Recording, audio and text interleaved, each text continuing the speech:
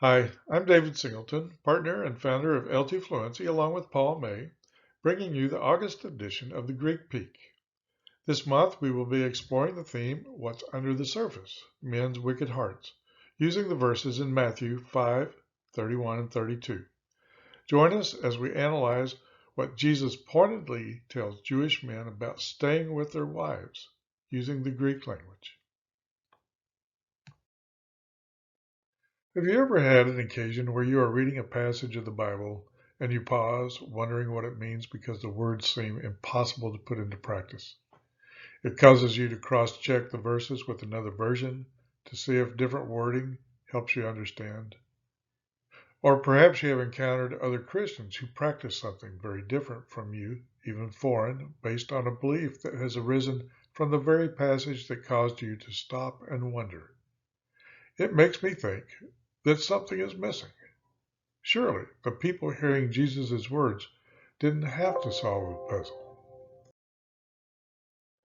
Sometimes reading Jesus' words can be like reading the expressions in this example from a famous poem by Alexander Pope. A little learning is a dangerous thing. Drink deep, or taste not the Pierian spring. There shallow draughts intoxicate the brain, and drinking largely sobers us again. It's hard for a modern reader to understand phrases such as the Pierian spring, or to fathom the pun and juxtaposition of drinking largely and sober in the same line, as in the last line of this poem.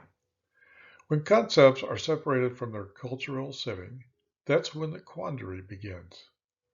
This Greek peak is written to show that words separated from their cultural understanding can sometimes influence a person's modern practice of faith when it wasn't intended that way. Growing up many years ago, I encountered someone in the church I attended who returned to her first husband after divorcing him several years before. To do so, she divorced her second husband because she considered her second marriage as living in adultery. That was ever so strange a belief to a young teen. From time to time, I still run across people who believe this way and try to exert pressure on others around them to quit living in adultery because of a second marriage. Over the last 40 years, because this belief seems so harsh a thought, I have tried to understand more fully what Jesus said in the section of Matthew that produces such an idea. The main text used for this persuasion comes from Matthew 5:32. Let's begin with a look from the top two versions sold in America. Many have memorized this verse from the King James Version. But I say unto you, that whosoever shall put away his wife, saving for the cause of fornication, causeth her to commit adultery. And whosoever shall marry her that is divorced, committeth adultery. Or the New International Versions, the most widely read of all the modern versions, reads, But I tell you that anyone who divorces his wife except for sexual immorality makes her the victim of adultery, and anyone who marries a divorced woman commits adultery. This verse does demand attention because it apparently condemns both men and women who divorce and remarry. Such a view would clearly convict the 50% or so of Americans finding themselves divorced, remarried, or living with someone for a second time. Perhaps a good place to start in wanting to know more is to ask whether or not the verse in Greek has anything in it that the English translation does not capture.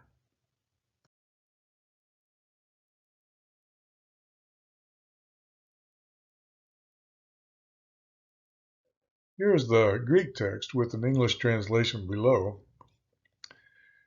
I tell you all that anyone, the one setting free the wife of him, makes her to have committed adultery,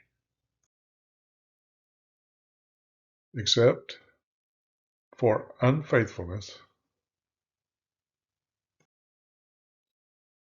and whoever the woman having been set free will marry commits adultery.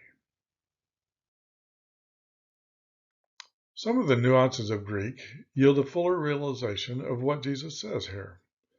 First, verse 32 continues a thought already started in verse 31 of Matthew, so they need to be coupled. Together, they clearly characterize the male orientation of the second verse, verse 32. But, quoting Deuteronomy in verse 31, Jesus states, "It has been said, any man who divorces his wife should give her divorce papers."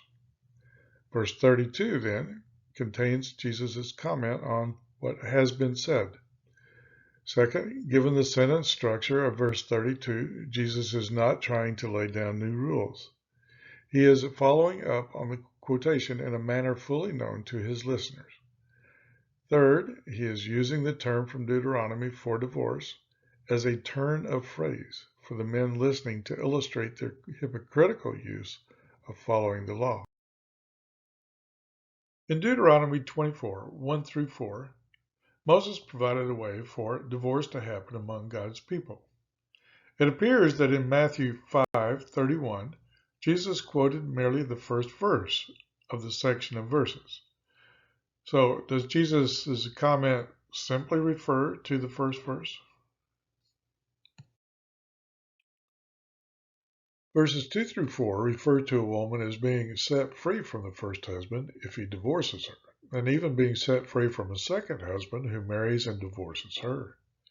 It sounds as if Jesus is only referring to the first verse and changing things a bit by not allowing for divorce, except for a single cause, and negating the need for a second husband to be in the picture at all.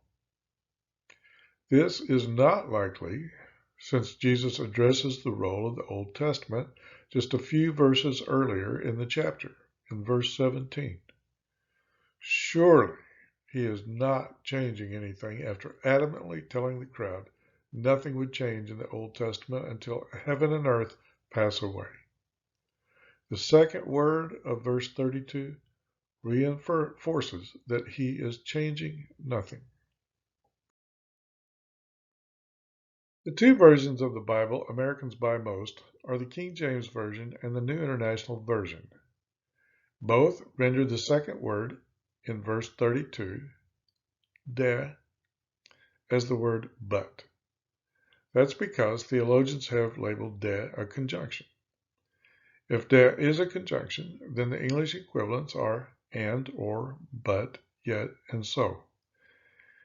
The theologians have taught that this conjunction doesn't always show a contrast, but it does most of the time, and that in Matthew 5:32, the context making the most sense is to set verse 31 in opposition to verse 32. That poses a problem since Jesus had established that not a jot or tittle would pass from the law until it had been fulfilled. That from verse 17. It cannot be that Jesus is showing contrast if he is not revising a misunderstanding from the Old Testament. In addition, Greek had a conjunction to show contrast, Allah, and Jesus doesn't use it. Greek de, however, has a different use than being a conjunction. It is the equivalent of punctuation, rather than a context-driven word connecting ideas. Greek didn't use punctuation in Jesus' time, so de is simply one of several words used to show the end of a thought. It appears at the beginning of the second thought to show it is distinct from the idea before it in the same way written English uses end marks. That being the case, in verse 32, Jesus is merely using de to delineate his response to the quotation he used in Deuteronomy, not to show contrast. What would that mean for Jesus' response then? Rabbis in Jesus' culture often spoke on how they thought a passage should be applied after reading it from Scripture. So, in rabbinic fashion, Jesus was sharing his thoughts on an application of verse 31. It has been said, and by way of application, I'm saying. Verses 31 and 32 are representative of Jesus commenting on how a specific passage was being applied in his society. This style is shown also in Matthew 15, 1 through 20. It is no wonder the crowds thought that he spoke with authority at the end of the Sermon on the Mount in Matthew 7:32. Also shedding light on the meaning of this passage is the word used for divorce in Deuteronomy and Matthew. A Greek version of the Old Testament, called the Septuagint today, was in widespread use in Israel at Jesus' time. The Septuagint's word for divorce in Deuteronomy 24:1 is a form of apoluo. Jesus continues with that word when commenting on divorce in verse 32 of Matthew. That's important because in ancient Jewish societies, several different words were used for the idea of divorce, where in popular English usage, divorce is spoken almost exclusively for two people splitting ways once married, although words like separate, dissolve, annul, and nullify do exist. The Jews used both Hebrew and Greek expressions to depict an aspect of divorce they wanted to highlight. For example, in Malachi 2:16, the English word for divorce is used for the Hebrew word meaning send away. The Septuagint translated the Hebrew word as ex aposteles, also meaning send away. The aspect is different from the word apoluo. It's read in Matthew 5:32. Apoluo means set free, as does the underlying Hebrew word. Using the idea, we ask, is Jesus meaning that Moses allowed women to be set free, but Jesus isn't allowing for it? In fact, does Jesus mean men and women alike can't ever be set free from marriage? What does Jesus' comment mean if he is not being straightforward? We should consider that Jesus is using a rhetorical tactic. Sarcasm is one such way to say something but mean the opposite. If sarcasm is what Jesus had in mind, then he is saying that men are to blame in a failed relationship, not women. Even though men set their wives free following the law, men are the ones breaking marital trust by causing their wives to be available again to other men after robbing them of their initial beauty and purity. Like selecting a beautiful flower, picking it, and discarding it shortly after without thought. Due to the expectation of people of their time that an unmarried woman should have a husband to participate fully in society, she would be expected to remarry. Thus, sarcasm is created. Men who put women in the impossible position of remarrying, while thinking they have clean hands because they followed the law, need to reconsider.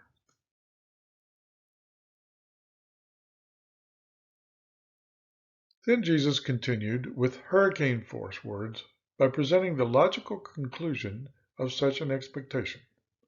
If men were to marry women who were set free, they knowingly committed adultery, because Deuteronomy says women have been made impure already. Second husbands, third, fourth, fifth husbands too, don't have to worry about besmirching a wife through divorce.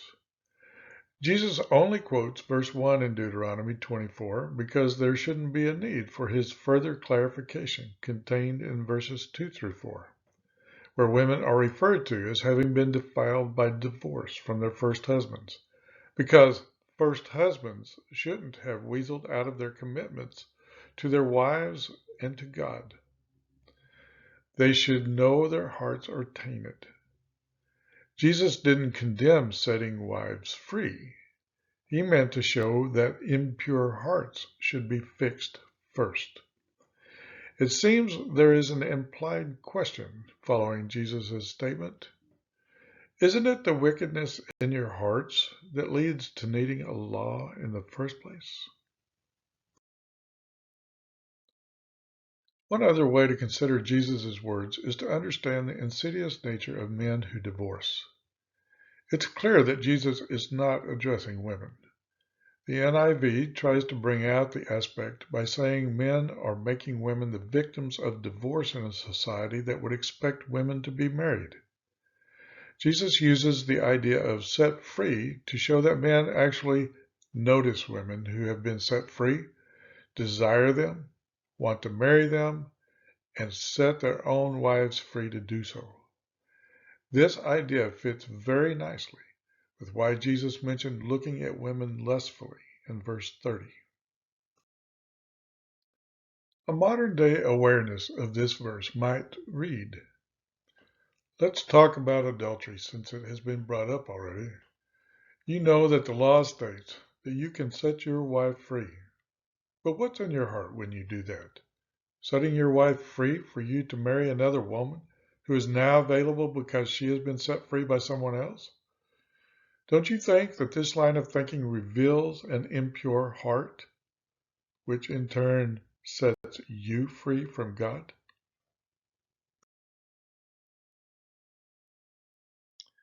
If Jesus is talking of deeds resulting from wicked hearts that need to be fixed, then are divorce and adultery sins that can't be forgiven because of their continuing nature?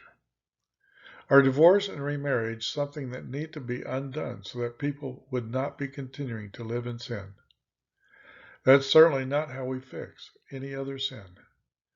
We ask forgiveness, ask for God's help to fix our hearts in our current condition, and continue from that point on redirecting our thoughts to live more intentionally for Him. Divorce and adultery are no different. Sexual sin cannot be undone, but it can be forgiven and covered with God's grace for us to continue with a fresh start and a clean slate from the point we redirect the intents of our hearts and walk with our current spouses in the light. Our Father, set us free from our wicked intentions.